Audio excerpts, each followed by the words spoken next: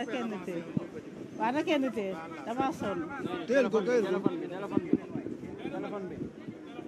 C'est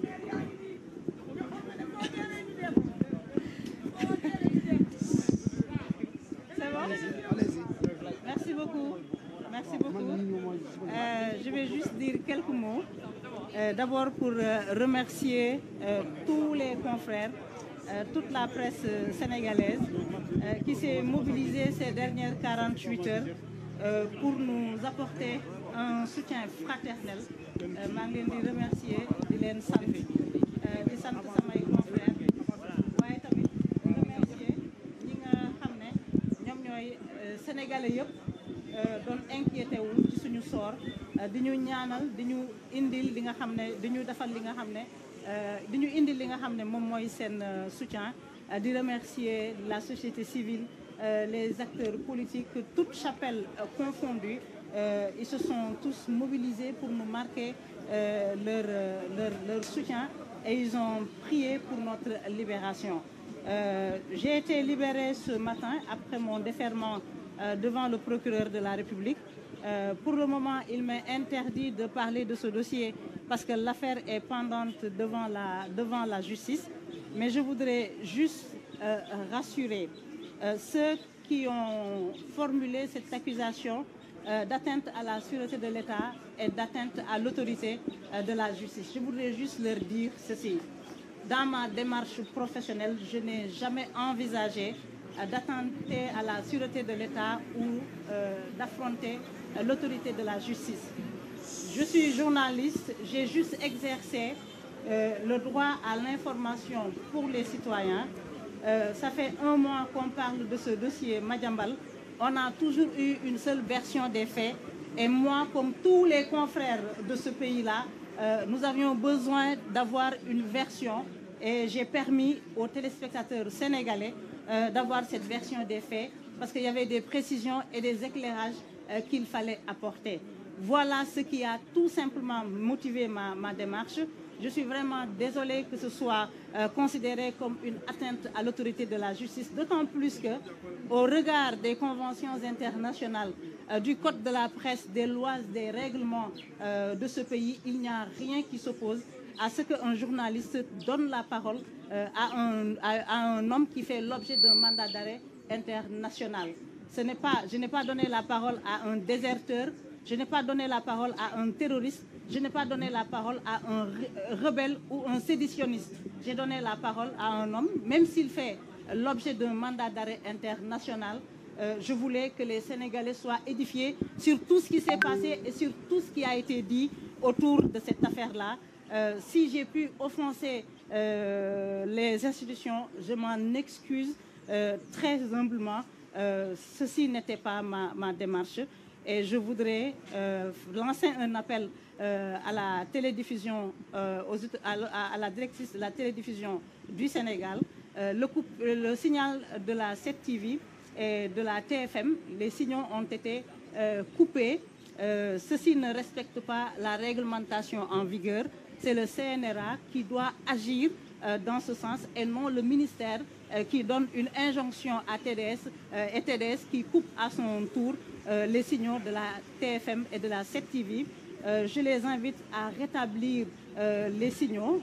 Nous sommes en train de vivre un manque à gagner avec la coupure du signal au niveau de la TNT. Et j'invite le ministère de la Communication à respecter d'abord les lois et règlements, le code de la presse qui gouverne et régit le fonctionnement des médias. Donc, je remercier tous les Sénégalais. Je remercier sama confrères yi nga xam ne dañoo mobiliser wu apporter ñu leur soutien. Je remercier les acteurs de la société civile, les acteurs politiques, toutes les chapelles politiques confondues. Je remercier le public sénégalais. Gis nañu seeni ñaan, gis nañu seeni soutien, ñu leen di jaajëfal.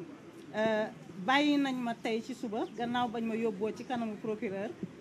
Dossier bi c'est pendant devant la justice kenn tëjugu ko et donc waruma dugg de fond en comble ci li nga xam ne moom mooy dossier bile mais bëgg naa rek rassurer nit yi nga xam ne ñoo formuler accusation bi ñu teg sama ndodd masul nekk ci sama doxalin may nekk di affronter l'autorité de la justice wala bokk may attenter à la sûreté de l'État dama jàpp ne rek en tant que journaliste ñi nga xam ne ñoom ñooy public bi soxla woon nañu déglu kii nga xam ne moom mooy Madiambal Diagne xam lan mooy doxalinam lan moo xew lan mooy dëgg ci li ñu wax lan moo ci dul dëgg muy public bi muy journaliste yëpp en tout cas képp kuy journaliste digne de ce nom bëggoon nga xam li nga xam ne moom moo sabab li xew yëpp loolu rek moo ma yitteeloon muy le droit bi public bi am ci information man droit boobu moom moo may defloo moom moo may sonnloo parce que à chaque fois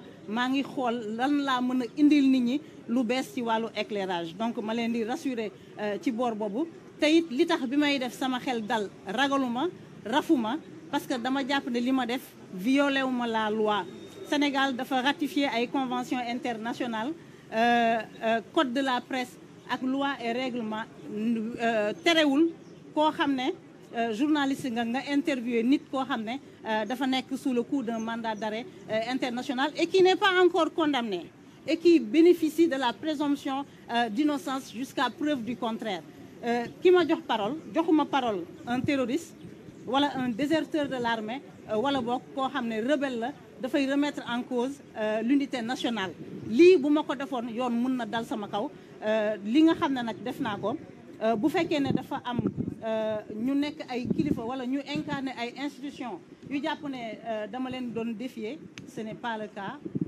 waaye tamit maa ngi jéggalu bu fekkee ne dama leen jox cette impression là mais li ma agir loo mooy besoin d'informer le public sénégalais ci loolu nag may inviter la directrice de TDS bi nga xam ne moom moo dagg les signaux de la TFM et de 7TV mu rétablir ko li mu def tegu ko ci yoon ministère ñoom ñoo ko jox ministère de la communication ñoom ñoo ko jox injonction mu def ko signalu télévision wala boog ku war a tëj média conseil national de régulation de l'audiovisuel moom moo ko war a digle moom moo am droit def loolu ministère de la communication ak lu mu mënta am comme grief contre un média amul droit di ordonner la coupure du signal télévision commerciale nañu depuis ñetti fan coupé nañu suñu signal ñu leen di ñaan ñu delloo signal bi et que ñun ñu mën a wéyal suñu liggéey ñu leen di remercier di leen baalu ak di leen jaajëfal di baalu ak suñuy waajur